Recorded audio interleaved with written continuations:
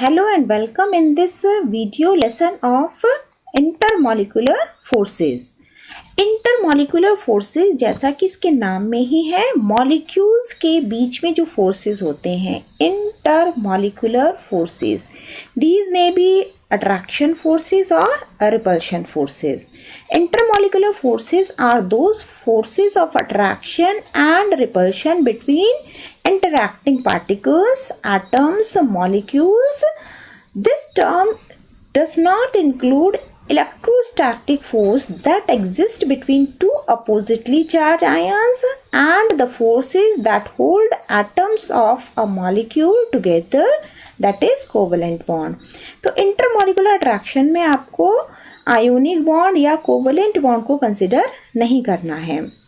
Now इनको एक दूसरा नाम भी दिया जाता है, दैट इज वान डर वाल्स फोर्सेस, जो कि एक ऑनर है. डच साइंटिस्ट थे हमारे जोहान्स वान डर वाल, जिन्होंने एक्सप्लेन किया था कि जो रियल गैसेस होती हैं वो डेविएट करती हैं किससे, आइडियल बिहेवियर से. हम इसको आगे भी पढ़ेंगे, व्हाट इज आइडियल बिहेवियर और गैसेस क्यों डेविएट हो जाती हैं अपने आइडियल बिहेवियर से. इसमें हम जो स्पेशल टाइप के हमारे जो फोर्सेस होते हैं उनको हम लेते हैं, that is dipole dipole forces, dipole induced dipole forces और interaction and the London forces. तो हमारे तीन तरह के इसमें फोर्सेस जनरली हम डिस्कस करेंगे.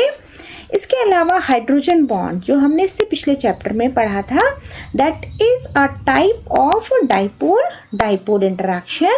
Only few elements can participate in hydrogen bond formation.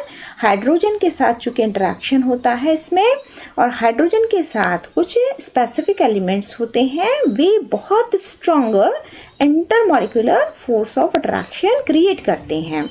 तो उसको हमने एक सेपरेट बॉन्डिंग में पढ़ते हैं, और चूँकि वो उनका इंटरेक्शन बहुत ज़्यादा होता है, उनकी इंटेंसिटी ज़्यादा होती है, तो कई बार हमने उसको बॉन्ड का भी नाम दे दिया है.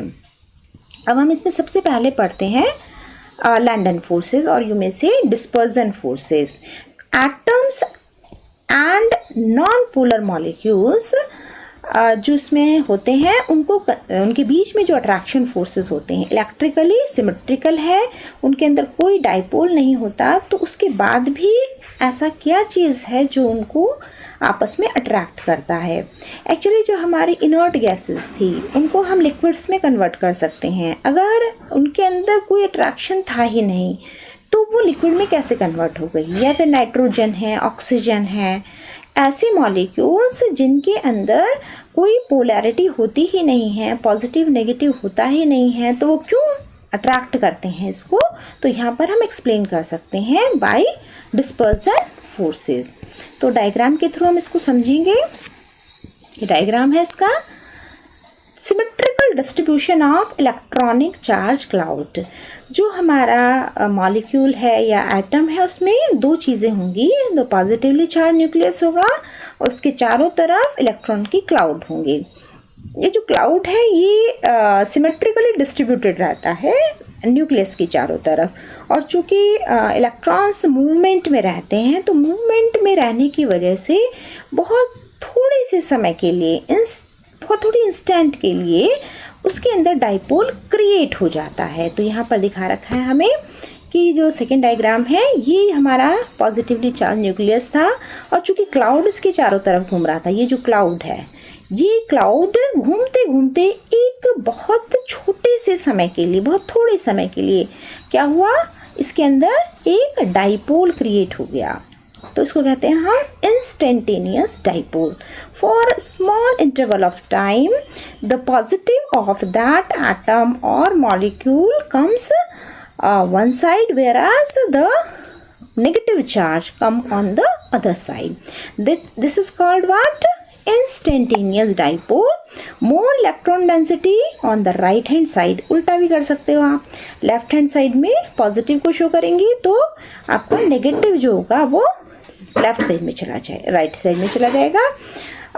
एटम बी, इसके नीचे लिखा है इंड्यूस डाइपोल.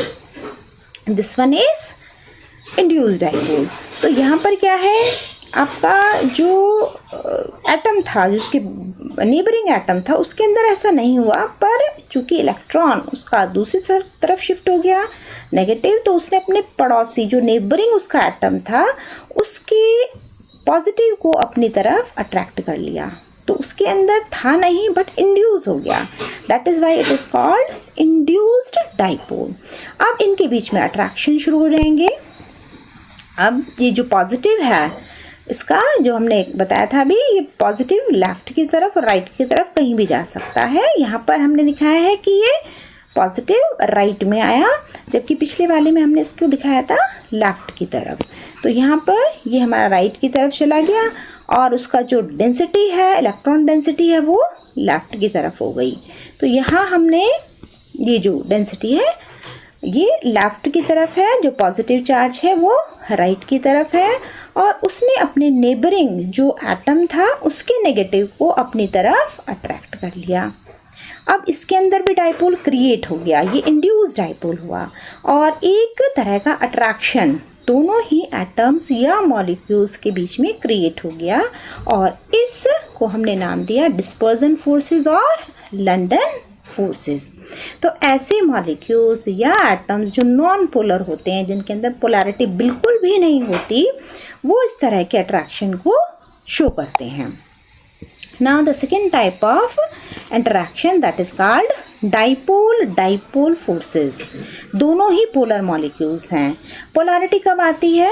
जब जो शेयर्ड इलेक्ट्रॉन हैं वो किसी एक एटम की तरफ शिफ्ट हो जाते हैं। ये भी ध्यान देना कि कभी कभी जो बॉन्ड होता है वो पोलर होता है, पर मॉलिक्यूल एज अ होल में भी नॉन पोलर, क्योंकि उसका जो वेक्टर सम होता है वो ज़ीरो हो जाता है। तो यहाँ पर एग्जांपल ले रहे हैं हम, दैट इज HCl। HCl एक पोलर मॉलिक्यूल है भाई। जो क्लोरीन होता है उसकी इलेक्ट्रोनेगेटिविटी ज़्यादा होती है और ये अपनी तरफ इलेक्ट्रॉन को अट्रैक्ट कर देता है, तो इस पर हल्का सा नेगेटिव चार्ज आ गया, that is called partial negative charge.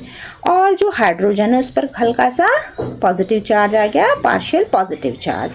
अब होगा क्या, जब ये किसी दूसरे मॉलिक्यूल के इंटरेक्शन में आएगा तो इसका जो पॉजिटिव है, पहले मॉलिक्यूल का नेगेटिव है, वो दूसरे के पॉजिटिव को अट्रैक्ट करेगा, और ये जो इसका पॉजिटिव है ये दूसरा मॉलिक्यूल जो उसके नीचे कहीं होगा उसको अट्रैक्ट करेगा। तो इस तरह से जो हमारे अट्रैक्शन फोर्सेस होंगे दोनों मॉलिक्यूल्स के बीच में, उसको हम कहेंगे डाइपोल इंटरैक्शन, कि these are dipole interaction between two HCl molecule. तो इसमें हमें क्या होना चाहिए, पोलर मॉलिक्यूल का होना ज़रूरी है। तो अगर आपको आइडेंटिफाई करने के लिए आए कि बताइए इन मॉलिक्यूल्स के बीच में कौन सा अट्रैक्शन है, अगर दोनों ही नॉन पोलर हुए तो लंदन फोर्सेस होंगे ओब्वियसली, और अगर पोलर मॉलिक्यूल्स हुए तो उसमें डाइपोल इंटरैक्शन होंगे। अब इसमें एक तीसरे तरह का इंटरैक्शन आता है, that is called dipole induced dipole. तो यहाँ पर हमारा क्या था, ये जो मॉलिक्यूल है इट इज़ परमानेंट डाइपोल। जैसे HCl अभी हमने देखा था, तो इसमें पोलैरिटी पहले से ही है। पोलैरिटी क्यों क्रिएट हो गई है? Because of difference in the electronegativity, so that the shared electrons are shifted towards the more negative atom. जो मोर नेगेटिव एटम है उसकी तरफ ये पोलैरिटी, चूँकि इलेक्ट्रॉन की शिफ्टिंग हो गई है तो नेगेटिव चार्ज आ गया और पोलैरिटी इसके अंदर आ गई है। तो परमानेंट डाइपोल मतलब ये पहले से ही पोलर मॉलिक्यूल है। अब इसके बराबर में, इसके पड़ोस में, इसके नेबरिंग में एक ऐसा मॉलिक्यूल आता है जिसके अंदर बिल्कुल भी पोलैरिटी नहीं है। तो यहाँ क्या हुआ कि ये जो पोलर मॉलिक्यूल है, इस नॉन पोलर मॉलिक्यूल के अंदर क्या कर देता है, डाइपोल क्रिएट कर देता है। ये हमारा इंड्यूस डाइपोल बन जाएगा।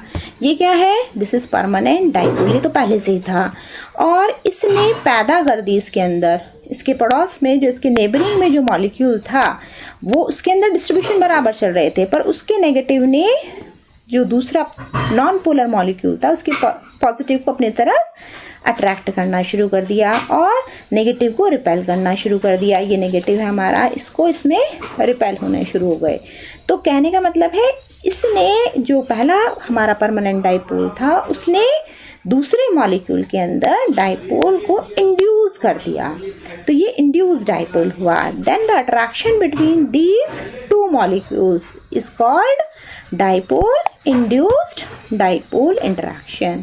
तो ये हमारा डाइपोल इंड्यूस्ड डाइपोल इंटरैक्शन होगा। तो इसको ऐसे समझ सकते हैं कि ये एक बहुत पढ़ने वाला बच्चा हमारा परमानेंट डाइपोल है।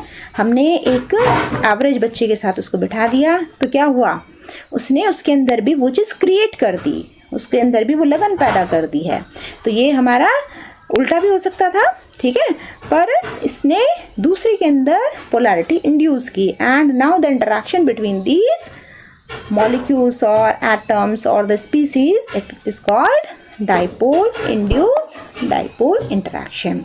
तो ये 3 तरह के इंटरेक्शन है। इसके अलावा और भी जैसे आयन्स हैं, आयन अगर किसी नॉन पोलर के पास चला जाए तो उसके अंदर डाइपोल क्रिएट कर देता है, तो आयन इंड्यूस्ड डाइपोल, ठीक है। एनसीईआरटी में तो हमारी ये 3 ही है, और आपको पहचान करना आना चाहिए कि आपके अगर सपोज करो मैंने अमोनिया दे दिया, अमोनिया नाइट्रोजन के बीच में बताइए कौन सा इंटरेक्शन है।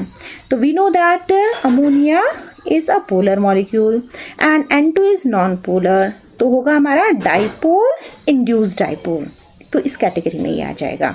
हाँ, अगर वाटर है और अमोनिया है, both of them are dipole, तो यहाँ पर हमारा क्या हो जाएगा, डाइपोल डाइपोल हो जाएगा। और अगर दोनों ही पोलर नहीं हैं, जैसे नाइट्रोजन है, ऑक्सीजन है, इनके अंदर पोलैरिटी होती ही नहीं है, या फिर इनर्ट गैसेस आ गई तो उनके अंदर पोलैरिटी होती ही नहीं है, तो ऐसे केसेस में क्या होगा हमारा, दिस इज लैंडन फोर्सेस और यू में से डिस्पर्सल फोर्सेस में आएंगे। इसके बाद आता है हाइड्रोजन बॉन्ड। इससे पिछले चैप्टर में हमने हाइड्रोजन बॉन्ड पढ़े थे। हाइड्रोजन बॉन्ड स्पेसिफिक टाइप के जो मॉलिक्यूल्स होते हैं जिसके अंदर हाइड्रोजन तो होता ही है, साथ में जो दूसरा एटम है उसकी कंडीशन है कि वो बहुत हाई इलेक्ट्रोनेगेटिविटी वाला होना चाहिए और साथ में साइज़ भी उसका छोटा होना चाहिए। अच्छा, साइज़ ये दोनों कंडीशन केवल 3 ही एटम हमारे ये एलिमेंट कहिए पूरा कर पाते हैं, that is nitrogen, oxygen and fluorine. तीनों की इलेक्ट्रोनेगेटिविटी हाई है एंड सेकेंड थिंग छोटे भी होते हैं, स्मॉल साइज़ के होते हैं। तो इसको याद रखने के लिए अब याद रखेंगे फोन से, FON फोन। तो इसके अंदर क्या है कि आपका जो ये 3 एलिमेंट अगर होंगे विद हाइड्रोजन होंगे तो ये हाइड्रोजन बॉन्ड बनाते हैं, क्योंकि ये बहुत ज़्यादा स्ट्रांग होते हैं comparatively to other intermolecular forces. तो हमने बॉन्ड नाम दे दिया है इसको, और हम स्पेसिफिकली इसको अलग से पढ़ते हैं। और केमिकल बॉन्डिंग चैप्टर में हमने इसको पढ़ा, क्योंकि इसका इंटेंसिटी कहें या इसका जो फैक्ट है वो बहुत ज़्यादा होता है। इसकी वजह से हाइड्रोजन बॉन्डिंग को हम एक specific category of intermolecular forces की फॉर्म में पढ़ते हैं। तो it's all about the intermolecular interactions और अट्रैक्शन। यू में से रिपल्सिव फोर्सेस थोड़े कम होते हैं और अट्रैक्शन फोर्सेस हम ज़्यादा, चूँकि हम उस पर स्ट्रेस देते हैं, उनको पढ़ते हैं। आगे हम अगली वीडियो में मिलेंगे with some gas laws. Thank you very much.